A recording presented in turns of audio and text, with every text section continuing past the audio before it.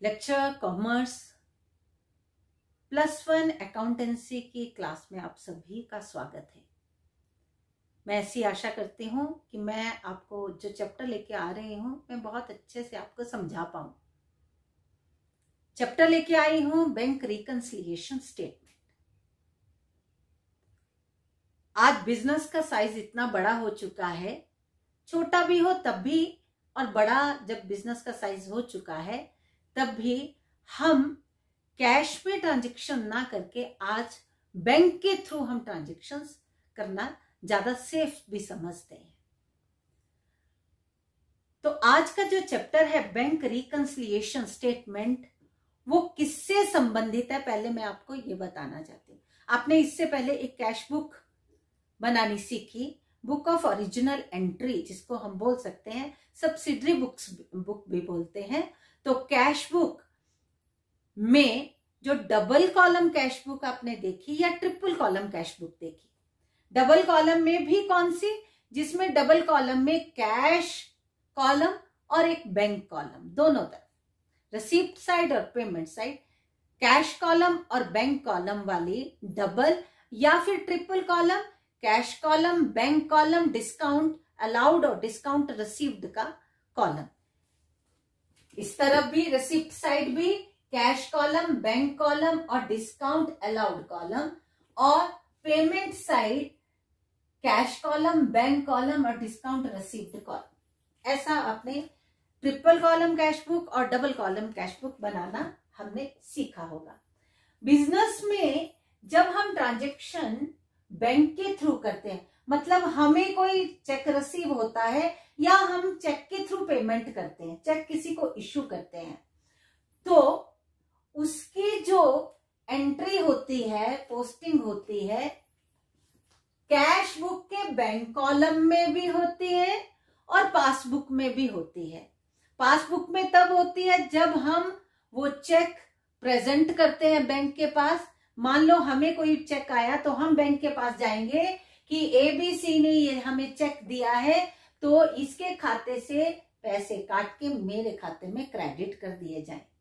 और दूसरा, अगर हम चेक इश्यू करते हैं तो जिसको भी हमने चेक इश्यू किया, हमारा क्रेडिटर जो था उसको हमने चेक इश्यू किया, तो वो व्यक्ति भी, वो हमारा क्रेडिटर भी वो चेक लेके बैंक में जाएगा और बोलेगा ये इस जिस भी कंपनी, जैसे हमने मान ले, हमने मतलब हमारे बिजनेस ने XYZ उसका नाम है, फॉर एग्जांपल XYZ के नाम से जो मुझे चेक मेरे नाम से काट के दिया है, उन्होंने मेरे नाम से चेक इश्यू किया है, वो XYZ के खाते से पैसे काट के मेरे खाते में डाल दो।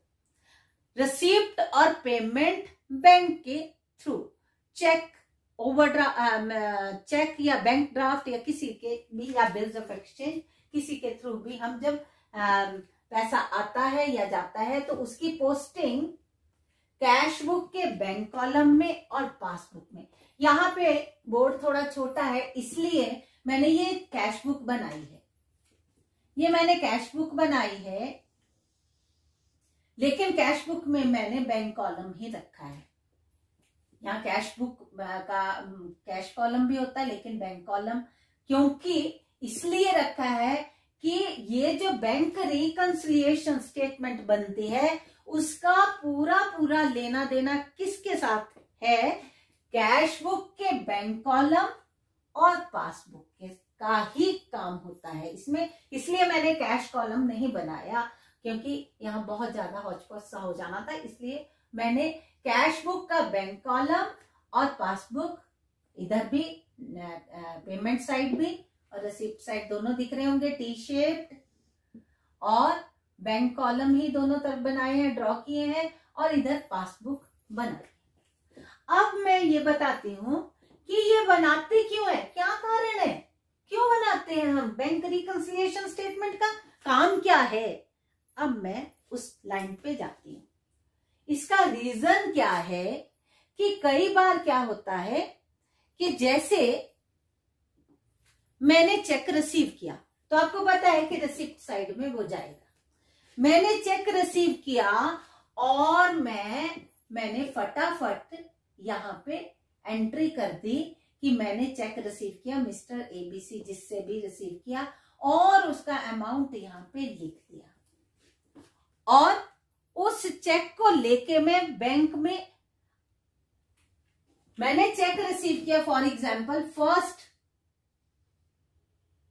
फरवरी 2010 को रिसीव किया, और मैंने ये 10,000 यहां पे लिख दिया, 1 फरवरी को लिख दिया, लेकिन मैं बैंक में गई ही नहीं। 1 फरवरी को मैं बैंक में नहीं गई, मैं 10 दिन तक नहीं गई, मैं 12 दिन तक नहीं गई, मैं महीना ही नहीं गई।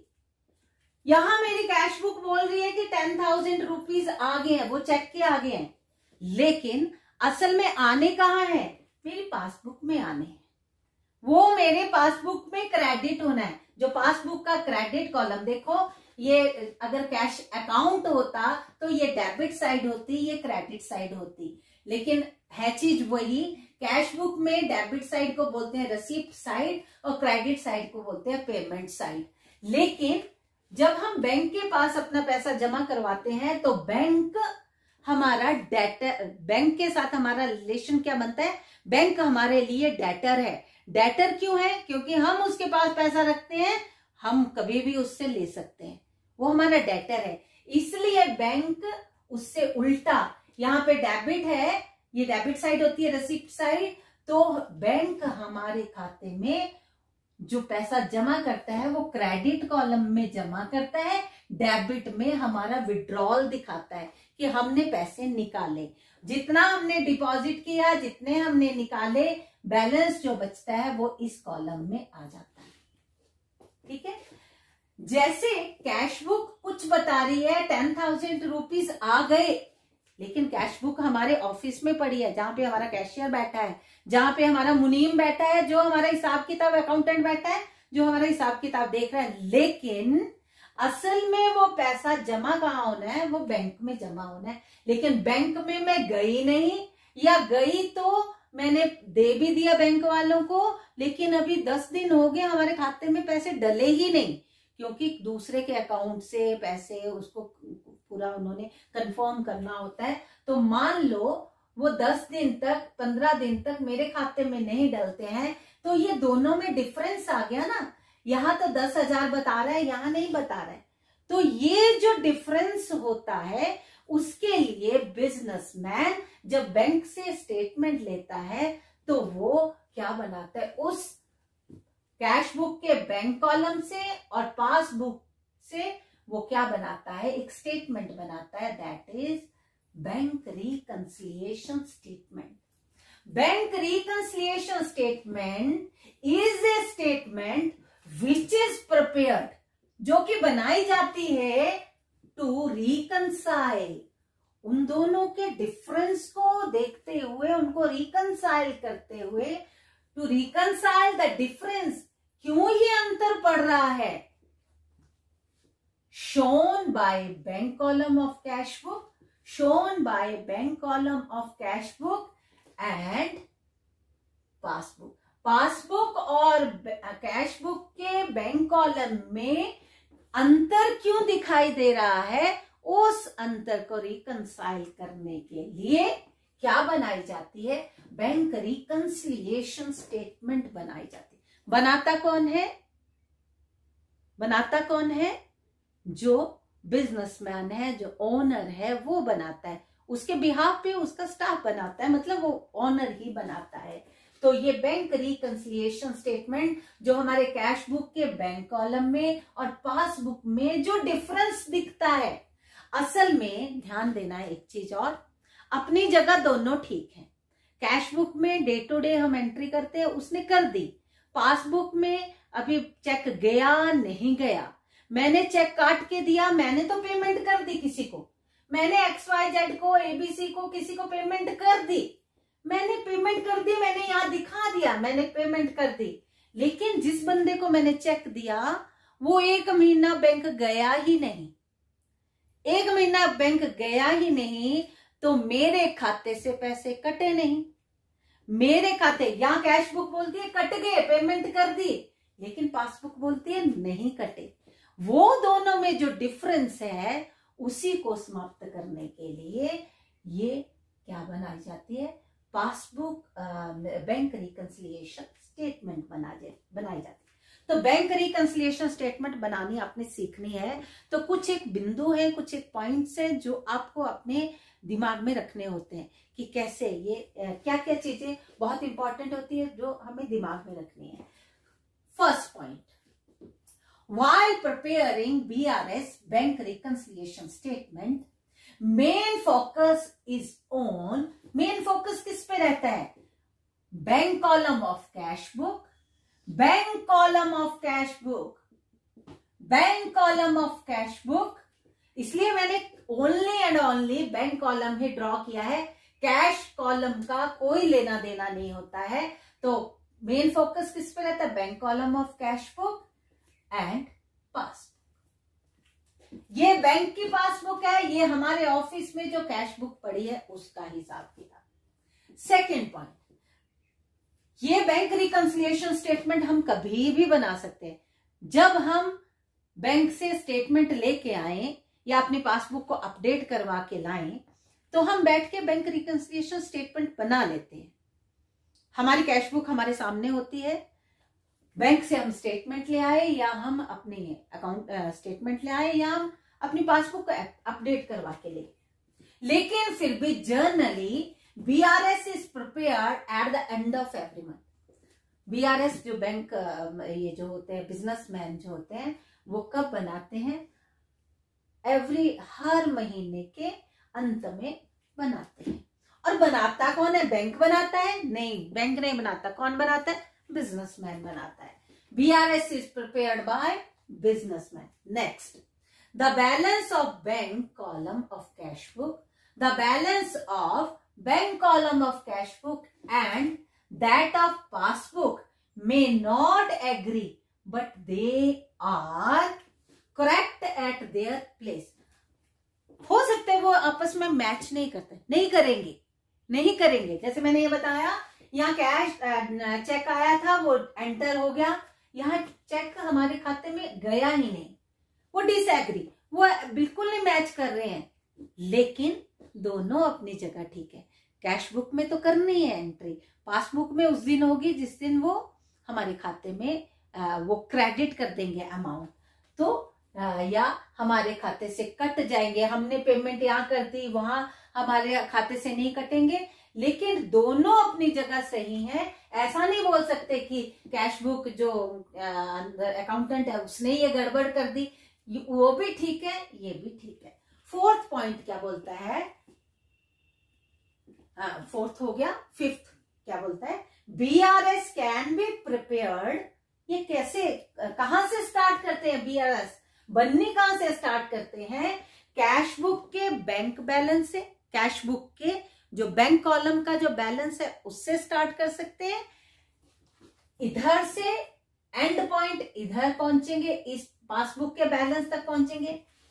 कैश बुक से स्टार्ट करने पर करके जो जो रीजंस रहे होते हैं उसको प्लस माइनस करते करते हम पासबुक के बैलेंस तक पहुंचते हैं, या फिर उसका रिवर्स, हम इसके बैलेंस से स्टार्ट करते हैं, पासबुक के बैलेंस से स्टार्ट करते करते वो जितने भी रीजंस थे, cheque issued but not presented for payment, जैसे एक रीजन मैं ये बता रही हूँ, cheque issued but not presented for payment, cheque issue किया, यह एंट्री कर दी but not presented for payment, यहां भी उसको प्रेजेंट ही नहीं किया, वो बंदा अभी बैंक में गया ही नहीं, उसने प्रेजेंट ही नहीं किया, आज जाऊंगा कल जाऊंगा कभी भी जाऊंगा, लेकिन उसने प्रेजेंट नहीं किया। ये बोलता है पैसे निकल गए, मतलब हमारा कैश बैलेंस कम हो गया। ये बोलता है नहीं नहीं, अभी तो कोई आएगा तब कटेंगे ना, वो आया नहीं तो कटेंगे नहीं। तो इसलिए हम यहां से इसके बैलेंस से स्टार्ट करके प्लस माइनस सारी आइटम जो जो जिन जिन कारणों के जो जो डिफरेंस के रीजंस रहे हैं उनको प्लस माइनस करते करते हम कैश बुक के बैंक कॉलम के बैलेंस तक पहुंचते हैं। मतलब हम स्टार्ट यहां से उधर तक या उधर से इधर तक पहुंचते हैं। ऐसे हम स्टार्ट, हम एक पॉइंट से इधर से मतलब कैश बुक के बैलेंस से स्टार्ट करके पासबुक के बैलेंस तक पहुंचते हैं, या पासबुक के बैलेंस से स्टार्ट करके कैश बुक के बैलेंस तक पहुंचते हैं। Next, customer deposit their money, ये मैंने आपको पहले बताया। जब भी मैं बिजनेसमैन हूं, फॉर एग्जांपल एबीसी कंपनी मेरी, मैंने अपना अकाउंट बैंक में ओपन किया, बैंक के पास मनी डिपॉजिट किया। जब हम बैंक को देते हैं पैसा तो बैंक के साथ हमारा रिलेशन, मैंने पहले भी बताया, क्या बन जाता है, डेटर का रिलेशन बन जाता है। मेरा और बैंक का रिलेशन क्या है, डेटर का रिलेशन बन गया। बैंक मेरे लिए डेटर है क्योंकि मैं कभी भी उससे पैसे मांग सकती हूँ। तो customer deposit their money in bank, bank is the debtor of a customer, bank credit, bank हमारे खाते को जब भी हम डिपॉजिट करवाते हैं तो वो क्रेडिट करता है, जब भी हम ड्रॉइंग करते हैं, विड्रॉल करते हैं कुछ भी, तो वो हमारे अकाउंट को डेबिट करता है। Customer account for deposit, customer deposit the money in bank, bank is the debtor of the customer, bank credits customers account for deposit and debit for withdrawal. Cash book receipt side is credit side of passbook. हमारी जो receipt side होती है ये passbook की credit side, receipt side debit side होती है ना, तो लेकिन पासबुक की वही क्रेडिट साइड होती है। और लास्ट पॉइंट जो हमें दिमाग में रखना है, debit balance of cash book and credit balance of passbook. Debit balance of passbook मतलब रिसीप्ट ज्यादा पेमेंट्स कम, तो उसको बोलते हैं debit balance of cash book, bank column of cash book. और credit balance of passbook, deposit ज्यादा withdrawal कम, तो वो उसको बोलते हैं क्रेडिट बैलेंस। पैसा हमारे पास ज्यादा लेकिन ड्रॉइंग कम, तो क्रेडिट बैलेंस आएगा। Debit balance of cash book और क्रेडिट बैलेंस ऑफ पासबुक कहाँ लिखे जाते हैं, plus column, plus amount column में लिखे जाते हैं। और वाइस वर्सा, अगर पासबुक का डेबिट बैलेंस है, डेबिट बैलेंस का मतलब ड्रॉइंग ज्यादा पैसा कम, तो ओवरड्राफ्ट वाली स्थिति जो होती है, तो अगर हमारा डेबिट बैलेंस होगा पासबुक का और क्रेडिट बैलेंस होगा कैश बुक का, तो वो कहां पे लिखे जाते हैं, माइनस अमाउंट कॉलम में लिखे जाते हैं। कल मैं आपको बताऊंगी कि इसमें जो बैंक रिकंसिलिएशन स्टेटमेंट बनती है, बैंक रिकंसिलिएशन स्टेटमेंट में ये पर्टिकुलर वाला रहता है, आगे दो अमाउंट वाले कॉलम्स रहते हैं, एक प्लस वाला होता है, एक माइनस वाला होता है। तो जो हम क्वेश्चन स्टार्ट करते हैं, तो अगर कैश बुक का डेबिट बैलेंस होगा, या इधर से स्टार्ट करेंगे तो पासबुक का क्रेडिट बैलेंस होगा, तो प्लस से स्टार्ट करेंगे, इसमें लिखेंगे वो अमाउंट। अगर हम कैश बुक से स्टार्ट कर रहे हैं और हमारा क्रेडिट बैलेंस होगा या फिर पासबुक का डेबिट बैलेंस होगा, तो वो अमाउंट कहाँ लिखे जाएंगे, माइनस वाले कॉलम में लिखे जाएंगे। तो वो हम नेक्स्ट वीडियो में मैं आपको ये क्लियर करूंगी कि बैंक रिकंसिलिएशन स्टेटमेंट बनती कैसी है। नमस्कार।